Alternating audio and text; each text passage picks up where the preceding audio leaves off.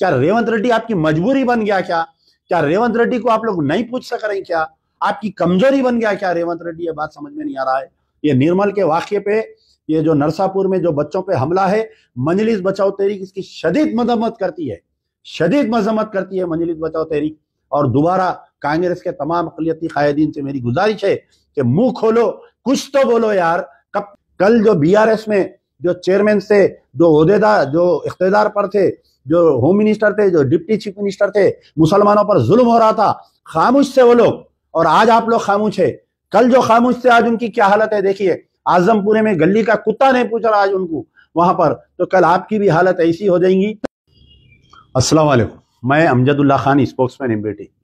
आज आपके दरमियान में आने की वजह यह है कि कल रात में यानी आज सुबह के अवलिन वक्तों पे निर्मल डिस्ट्रिक्ट में जो भैंसा और निर्मल के दरमियान में नरसापुर पुलिस स्टेशन से आगे रामपुर इलाका आता है, वहाँ पर कुछ शरपसंद अनासिर की तरफ से 2 मुस्लिम लड़कों पर जानलेवा हमला किया गया।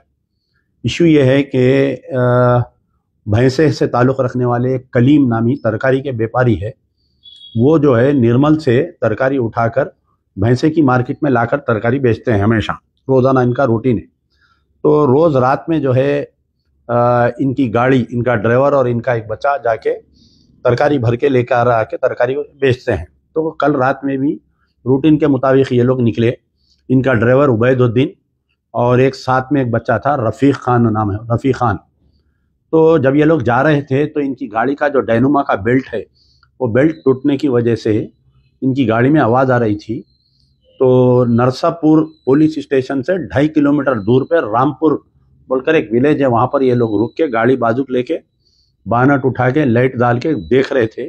अचानक वहाँ पर एक 20-25 आदमी हथियारों के साथ आकर ये दोनों बच्चों पे हमला किए। हमला करके अपनी उनकी कस्टडी में रख लिए लोग, कई देर तक मारते रहे। तो इस वाक़ये में जो है दोनों लड़के ज़ख्मी हैं। जो उबैदुद्दीन उन्होंने भी ज़ख्मी है, और रफ़ीक खान का हाथ टूट गया। उनकी कल शायद सर्जरी होंगी। गवर्नमेंट हॉस्पिटल निर्मल में इनको शरीक किया गया है। और जैसा कि आप लोग जानते हैं कि मैं बारहा ये बात बोल रहा हूँ कि कांग्रेस की सरकार आने के बाद से, रेवंत रेड्डी चीफ मिनिस्टर बनने के बाद से मुसलसिल ये अब ये 20वां अटैक है 8 महीने में अक़लियतों के ऊपर, ख़ास तौर पर मुसलमानों पे ये 20वां अटैक है। अभी तक 19 अटैक्स हुए ऐसे।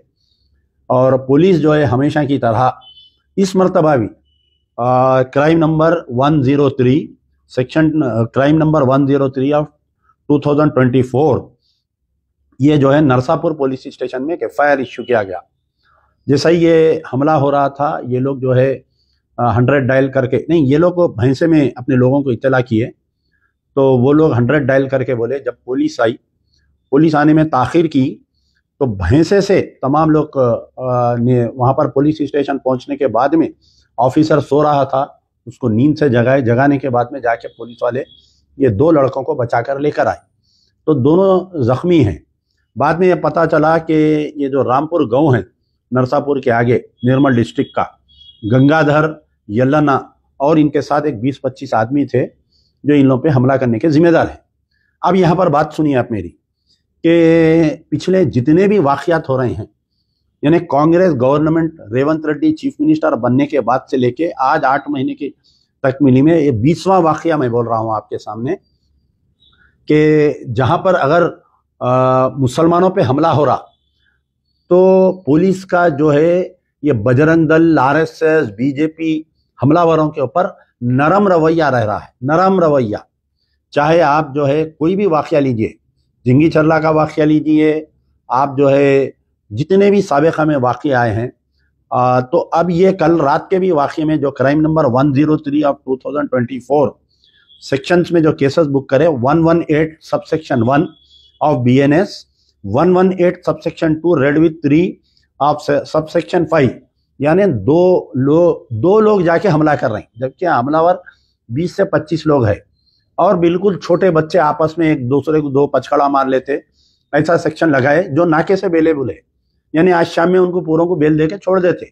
DSP नरसापुर जो है एक प्रेस स्टेटमेंट देके ये जारी करे, जबकि बच्चे का हाथ टूटा, और जो है कत्ल की नीयत से हमला करे वो लोग, तो अटेम्प्ट टू मर्डर, यानी अटेम्प्ट टू मर्डर नया जो सेक्शन है बीएनएस का 109, सेक्शन 109 ऑफ बीएनएस लगाना चाहिए था, लेकिन डीएसपी नरसापुर और एसपी निर्मल डिस्ट्रिक्ट ये नहीं लगाए।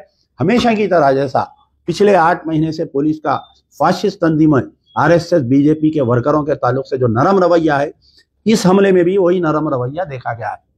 अब यहाँ पर सवाल पैदा होता है कि जो लोग कांग्रेस को वोट दिए हैं, जो अक़लियती कायदीन हैं कांग्रेस में, और इतने वाक़यात पेश आते जा रहे हैं। आप एक लिस्ट ऑफ वाक़यात है, आप देख सकते कि एक लिस्ट ऑफ वाक़यात में अक्सर बयान करता हूं। हाल ही में जो वनपर्ती में जो बच्चियों पे हमला हुआ, उसमें भी बेलेबल सेक्शन है, जो बच्चों का स्कार्फ खींचे, हाथ मोड़े, एसपी वनपर्ती और डीएसपी वनपर्ती मिलके बेलेबल सेक्शन डाले और आज की तारीख तक उनको भी गिरफ्तार नहीं करे। और मुझे यकीन है कि ये जो वाक़या रामपुर का वाक़या हुआ, नरसापुर यानी निर्मल डिस्ट्रिक्ट का, इनको भी बुलाते, नाके से बेल दे देते, बेल देके इनको चला देते वापस। तो आखिर ये क्या हो रहा है? Telangana has become the laboratory of RSS. RSS वाले अब तेलंगाना को एक लेबोरेटरी बनाकर गुजरात के वैसा माहौल यहाँ पर पैदा करना चाह रहे हैं, राजस्थान और मध्य प्रदेश के जैसा यहाँ पर माहौल पैदा करना चाह रहे हैं। मॉब लिंचिंग स्टाइल में मार के मुसलमानों को वीडियो जैसा नॉर्थ इंडिया में बनाया जा रहा है और यहाँ पर कर रहे हैं। अब रही बात यहाँ पर कांग्रेस की हुकूमत है, तो यकीनन हम कांग्रेस के सरबरा राहुल गांधी, सोनिया गांधी और खरगरे जी से हम सवाल करेंगे, और ख़ास तौर पर इमरान प्रतापगढ़ी साहब से भी हम सवाल करेंगे कि आप जो है पूरे माइनॉरिटी डिपार्टमेंट के चेयरमैन हैं, आपका मुंह क्यों बंद है? ये 20% तेलंगाना में है, आप क्यों खामोश है? आपकी नज़म कब बनेंगी? आपके अशार कब बनेंगे? अक़लियतों पे जो तेलंगाना पे हमला हो रहा, तो आप कब मुंह खोलेंगे रेवंत रेड्डी के खिलाफ में? ये एक पहला सवालिया निशान है। राहुल गांधी, जहां पर बीजेपी रूल स्टेट में कोई दलितों पर अगर हमले होते हैं तो जाते हैं, सर पे हाथ रख के बच्चे को गोद में बिठा के फोटो लेते, उसके झोपड़ी में जाके खाना खाते। लेकिन इस गरीब यहाँ पर मुसलमानों पर जो हमले हो रहे हैं, उसके ऊपर आपकी जबान नहीं खुल रही है। आपको शर्म आनी चाहिए। आप किस सूरत से आप मुसलमानों के वोट मांग रहे हैं? कांग्रेस के सरबराह से मेरा सवाल है, राहुल गांधी, आपको शर्म आनी चाहिए। 20 वाकयात हो गए यहाँ पर, आपके मुंह में जबान नहीं है। आप रेवंत रेड्डी को बुला के दिल्ली में ये पूरे 20 वाकयात की आप लिस्ट रख के क्यों नहीं पूछते, समझ में नहीं आ रहा। प्रियंका गांधी, आप तो बड़ी अच्छी बात करते हैं, आप आकर जो है अच्छे बातें करके गए। खम्मम में आप जलसा करे, निजामाबाद में आप जो है तेलंगाना में इलेक्शन में मुसलमानों के मीटिंग्स लेके वोट मांगे। 20 हमले हो गए। आखिर कब आप, मेरी बहन, कब आप मुंह खोलेंगे? समझ में नहीं आ रहा। क्या रेवंत रेड्डी आपकी मजबूरी बन गया? क्या रेवंत रेड्डी को आप लोग नहीं पूछ सक रहे? क्या आपकी कमजोरी बन गया क्या रेवंत रेड्डी? ये बात समझ में नहीं आ रहा है। ये निर्मल के वाकये पे, ये जो नरसापुर में जो बच्चों पे हमला है, मजलिस बचाओ तहरीक इसकी शदीद मजम्मत करती है, शदीद मजम्मत करती है मजलिस बचाओ तहरीक। और दोबारा कांग्रेस के तमाम अक़लियती कायदीन से मेरी गुजारिश है कि मुंह खोलो, कुछ तो बोलो यार। कब तक तुम लोग मुंह बंद करके रखेंगे? देखिए, जो चेयरमैन से 5 चेयरमैन से, आप लोग कुर्सी से खबर में जाने वाले नहीं हैं, आप लाइट गाड़ी के लेके खबर में जाने वाले नहीं हैं। कल जो बीआरएस में जो चेयरमैन से, जो ओहदेदार, जो इख्तिदार पर थे, जो होम मिनिस्टर थे, जो डिप्टी चीफ मिनिस्टर थे, मुसलमानों पर जुल्म हो रहा था, खामोश थे वो लोग, और आज आप लोग खामोश है। कल जो खामोश थे, आज उनकी क्या हालत है देखिए। आजमपुरे में गली का कुत्ता नहीं पूछ रहा आज उनको वहां पर, तो कल आपकी भी हालत ऐसी हो जाएगी। अगर मुसलमान नाराज हो जाएंगे, तेलंगाना से कांग्रेस तो जाएंगी। आने वाले दिनों में हिंदुस्तान में भी कांग्रेस का सफाया हो जाएगा। इसलिए ये मेरा मुतालिबा है, मुंह तो खोलो, कुछ तो बोलो यार। इसके बारे में एक वीडियो तो बनाओ, मजम्मती बयान तो बनाओ अक़लियती कायदीन। और राहुल गांधी से मेरी इल्तिजा है कि आप कुछ शर्मिंदगी होगी आपको जरूर, के 20 वाकयात में आप खामोश बैठे हुए हैं। आप कुछ बयान दीजिए, एक नोटिस दीजिए। खरगरे जी, आप क्या है? आप इतने सीनियर पॉलिटिशियन है, आपको एक बंद करके यरगमल बना के रखे हैं कि आप क्यों नहीं बोल रहे हैं? इसके अंदर कोई समझ में नहीं आ रहा मेरे को। 20 वाकयात पर खरगरे जी भी खामोश बैठे हुए हैं। मजलिस बचाओ तहरीक शदीद मजम्मत करती है ये निर्मल के वाक़े का, और पूरे 20 मुकदमा वाकयात जितने भी पेश आए, जैनूर के वाक़े पे, वनपर्ती के वाक़े पे, चंगी जरले के वाक़े पे, आपके नारकटपल्ली के वाक़े पे, आपके मेदक का वाक़या जो मदरसे में घुस के हमला करे, आपके कामारेड्डी में जो राम मंदिर के इफ्तिताह से पहले जुलूस निकाले, उसके ऊपर जो वाक़यात पेश आए, इसके ऊपर मजलिस बचाओ तहरीक शदीद मजम्मत करती है। और कांग्रेस के कायदीन कान खोल कर सुन लो, ये समझ रहे होंगे कि असेंबली और पार्लियामेंट इंतखाबात हो गए, अब हमारे को मुसलमानों की वोट की जरूरत नहीं है।